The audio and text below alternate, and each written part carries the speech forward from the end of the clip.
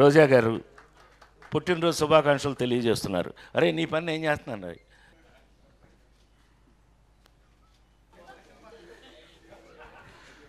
So ఆ విధంగా నేను తీసుకో స్టిల్ తీసుకో ఇంకా ఆపేయండి అక్కడ. Okay, thank you. నా మాటల్ని నేను కూడా ఇంతటితో ఎక్స్క్యూజ్ మీ చాలు. ఇంకా పెద్ద చిన్న గుండ్రాయిలాగా ఉంది. సరదా సరదా సరదా. God bless you, God bless you.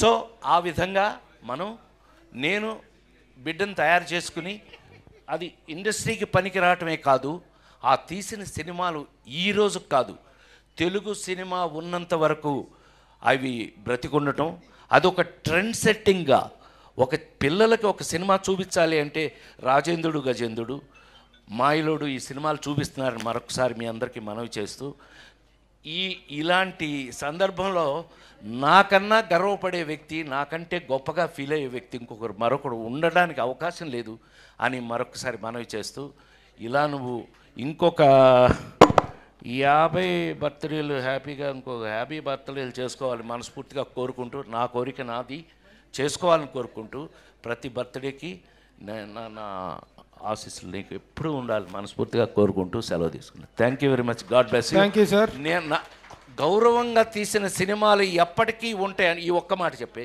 Finish చేస్తా. అనే అనే అనే ఇందాక మీరు అన్నారే గౌరవంగా తీసిన సినిమాలు అంటే ఒక బయట కనిపిస్తుంది అసహ్యంగా, కానీ నీ సినిమాలో నాకు జ్యోతి మై మోస్ట్ ఫేవరెట్ ఫిల్మ్. అందులో పాటలు కానీ ఆ నవ్వుతో పాట కానీ ఎప్పటికీ నా మోస్ట్ రాఘవేంద్ర అని అయితే చెప్తుంటాను నేను, that is the best film you have done in my your life. Raghavendra సినిమాలు అన్నింటిలో కల్లా నా బెస్ట్ ఫిల్మ్ ఈజ్ జ్యోతి.